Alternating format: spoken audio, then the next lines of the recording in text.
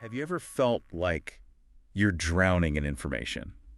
You know, like when you're trying to learn something new, but there's just so much out there. Oh, yeah, absolutely. It can be overwhelming trying to figure out what's actually important. Exactly. Yeah, You just want someone to cut to the chase, right? Show you the good stuff.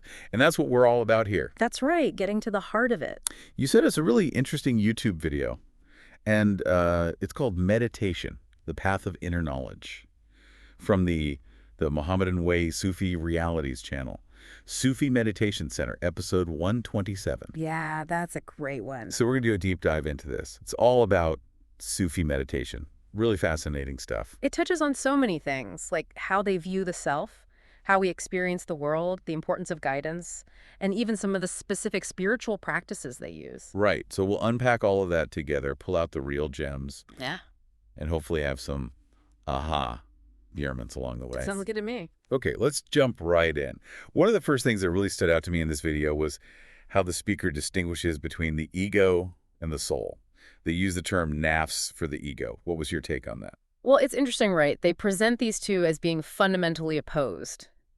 The nafs, or ego, is like this deeply ingrained defense mechanism, almost completely ruled by fear, you know? Yeah, I see that. It's constantly trying to justify itself, and if it feels wronged in any way, it wants to strike back. The video actually uses this image of the nafs defending the body, which I thought was a great way to put it. Makes you think how much of what we do is driven by this defensive ego, rather than a more genuine sense of self-acceptance. Right, right. It's like that knee-jerk reaction to protect yourself, your image, your position, even when it might not be the best way to handle things. Mm-hmm. And they contrast that so strongly with how they describe the soul. Yeah, the soul is portrayed as being content, even in the midst of difficulties. There's this acceptance of whatever happens. It's almost like you deserved it kind of attitude. And the focus shifts from the individual to something much bigger. Yeah. And the motivations are so different, too. The nafs, it's all about self-preservation, self-promotion. But the soul, the example they give is of the soul inspiring someone to perform 50 rakas of prayer. That's a powerful image. Yeah, for our listeners who might not know, rakas are cycles of prayer in Islam. So 50, that's a huge amount, a serious display of devotion. It really shows you the difference in what's driving them. The nafs is all about me, but the soul's inspiration is purely about connection and worship of something beyond the self. And this actually leads to a pretty interesting critique they make about Western ideas of self-realization. Yes, that part definitely caught my attention, too. They basically dismiss those ideas as being totally ego-driven. They even say, and I'm paraphrasing here, self-realization is just ego realization. Self-help is just ego help. Pretty bold statement. It is. It seems like, from their perspective, the goal isn't to understand the ego or improve it, but actually to diminish it, to dismantle it, so that the soul can take the lead. And that's a pretty big departure from a lot of Western psychology and personal development approaches. It is, yeah. It's a totally different way of looking at things. Okay, let's shift gears a little bit here. The video goes on to talk about how focusing on our senses can actually lead to a heightened level of subtlety. They use the word Latif to describe this. Could you break that down for us? Sure. So Latif in this context means becoming more sensitive, more refined in your awareness. The idea is that by intentionally paying attention to your senses, you can start to perceive energies and vibrations that you might have missed before. Okay. They give the example of really focusing on your hearing. You begin to pick up on these subtle nuances in sound. Your understanding deepens. And you might even find yourself becoming more sensitive to loud or harsh noises. It's almost like your senses are being attuned to a finer frequency. I like that analogy. It's like fine-tuning an instrument so you can pick up on things you couldn't hear before. Exactly. And this ties into this idea of subtle telepathy, that by refining your senses, you might also become more receptive to subtle forms of communication or understanding, things that go beyond our normal five senses. That's fascinating. So it's about opening ourselves up to a much wider range of experience. It is, yeah, moving beyond just the purely physical. Now, a big part of the video is dedicated to the role of the spiritual guide, the shaykh, and the importance of hudor, which means presence. Why is this relationship so central in Sufi practice? Well, they talk about this concept of mohabbat of shape, which is basically a deep love for the shaykh.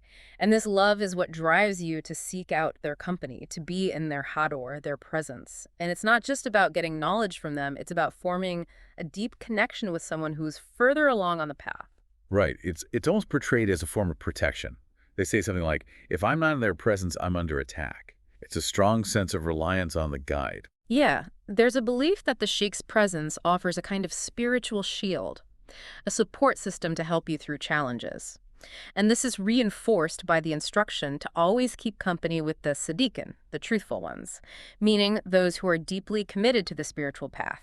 They serve as examples and supports for others. And this isn't just about physical presence, right? They talk about visualizing the sheikh during meditation Mm. and keeping their image in your heart. They call this nazar. Right. That's a way to maintain that connection even when you're not physically with them. By holding their image in your heart, visualizing their presence, you can continue to benefit from their guidance. So it's like an internal practice to keep their teachings alive within you. Exactly. This naturally leads us to the discussion of the specific meditative practices they mention: zikr, salawat, and tafakkur. And it seems like they present these in a specific order or progression. They do. They start with nazar that we just talked about. Then they move on to what they call all right, which they do in conjunction with tafakkur, which is contemplation. I'm curious, you mentioned all right along with tafakkur. What exactly did they say about those daily practices? Yeah, so they don't actually define all right specifically, but based on the context, it seems to refer to the regular spiritual practices that someone on this path would undertake. And then tafakkur, this deep contemplation, is presented as the real source of power. It's what begins to open these fires and these energies, as they say. Right, so tafakkur is about profound reflection, probably on the teachings you've received from the sheikh. And this is seen as generating a kind of inner energy. Hmm. And then zikr of Allah, the remembrance of God through repeating certain names or phrases, is what channels and amplifies that energy. It deepens your connection with the divine. That makes sense. They also talk about the sheikh's tarbiyah, their guidance, being sent to your consciousness to help you see and correct your wrongdoings. It's almost like a subtle form of instruction. Yeah, it's like the sheikh's spiritual influence can reach you on a deeper level, helping you to recognize your shortcomings and make amends, even without direct verbal communication. And then there's this idea of entering through the soul, using zikr and salawat to connect with the guides. Right. It implies that these practices, the remembrance of God and sending blessings upon the Prophet Muhammad, are more than just rituals. They're pathways to a deeper part of ourselves, the soul. And it's at that level that you can truly connect with the spiritual guides. And then the discussion of tafakkur gets pretty advanced. They talk about realizing oneness, that there can't be two, you can only be one, and even seeing the sheikh's dress upon yourself when you're feeling nothing. That sounds pretty deep. Yeah, those are definitely more advanced concepts. Yeah. It points towards a state of spiritual realization where the ego dissolves. And there's this profound sense of unity. The image of seeing the sheikh's dress on yourself in that state of nothingness probably signifies embodying their qualities, becoming a manifestation of their guidance in a way. Wow. And finally, there's a brief mention of meditation on the breath involving the zikr of hu. Yes, that's another common form of Sufi meditation, using the breath and the divine name hu to focus the mind and deepen your awareness. Now, it's kind of funny, right? Alongside all this deep spiritual stuff, the video also has these very ordinary, everyday elements, like advertisements for real estate and window blinds. Yeah, I noticed that too. I guess it's just the nature of online content. And there's an announcement for this annual Grand Mullet event. Right, with salawat, qawwali recitation, and a 3-course meal. It seems like more of a community celebration within the Sufi center. It just shows you that this isn't all abstract ideas. It's something that's lived and celebrated together. I think that's a good reminder. It is. And they also mention the Mohammedan Way app, which is an Islamic guide for prayers, du'as, live zikr, and teachings. Seems like a modern tool to support these practices. That's cool. So you can see this video gives us a really interesting glimpse into Sufi thought. You know, they contract the defensive ego with the accepting soul. They emphasize the power of the senses, the role of the guide, and these transformative practices like contemplation and remembrance. Definitely. It makes you think, doesn't it, about how we approach our own inner work. It does. So I'd like to leave our listeners with a question. Okay? When you think about this distinction between the defensive self and the accepting inner being, how might that shift your understanding of your own motivations and how you deal with challenges in your life? That's a great question. It's something to really sit with. It is.